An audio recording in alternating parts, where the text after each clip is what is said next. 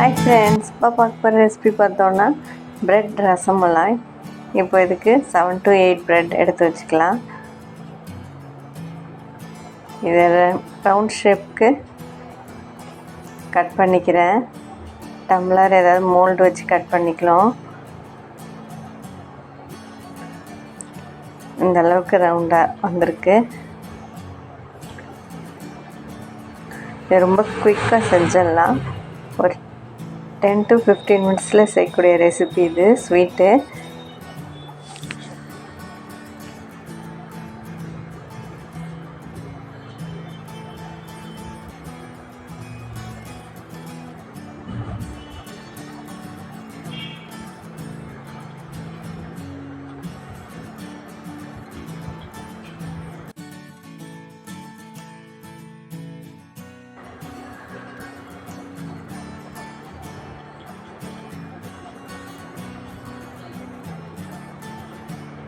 நம்மளுக்கு கிடச்சிருக்குது. இது இப்போ இது பால் ஆடை. இதை மலாயின்னு சொல்லுவோம்.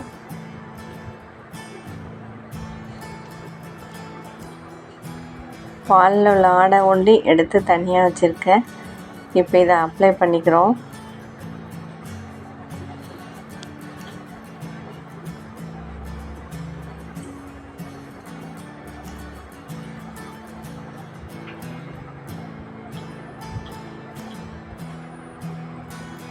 இந்த மாதிரி எல்லாத்துக்கும் அப்ளை பண்ணிக்கலாம்.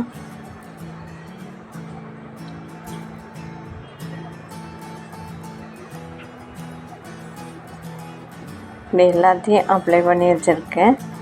இப்போது காய்ச்சின பாலில் இப்போ ஒரு கிளாஸ் எடுத்துக்கிறோம்.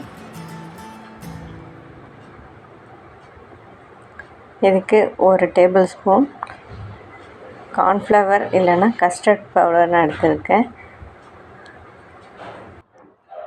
கஸ்டர்ட் பவுடராக போட்டதுனால இதில் ஃப்ளேவரும் இருக்கும். கார்ன்ஃப்ளவர் போட்டோன்னா ஃப்ளேவர் ஒன்று ஆட் பண்ணணும்.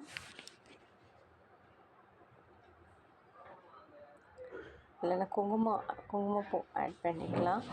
இப்போ இது கொஞ்சம் செமி சாலிடாக வர அளவுக்கு பாயில் பண்ணிக்கலாம்.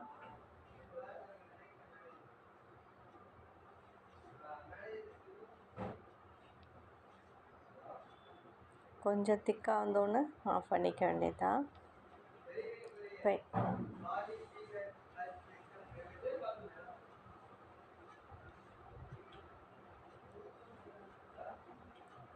இதோட இதில் ஒரு 4 டேபிள் ஸ்பூன் சுகர் ஆட் பண்ணிக்கிறேன்.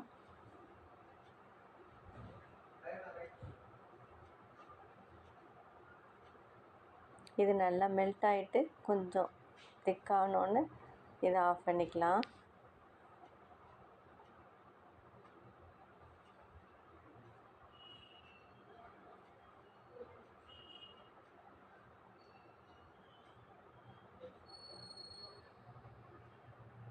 இப்போ இது நல்லா திக்காக ரெடி ஆகிடுச்சு.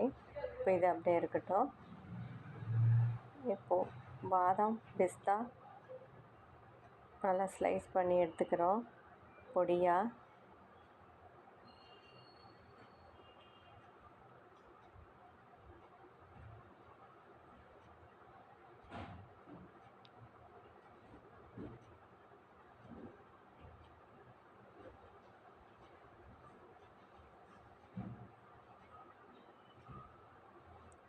இப்போ இதை செட் பண்ணி வச்சுருக்கிறதுல இந்த கஸ்டர்ட் க்ரீம் எடுத்து ஊற்றிக்கலாம்.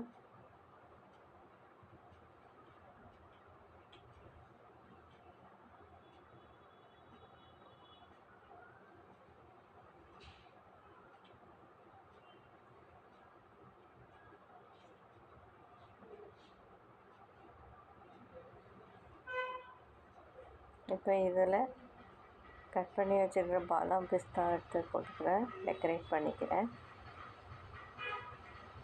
இப்போ ரெடி பண்ணியாச்சு பிரெட் ரசமலாய்.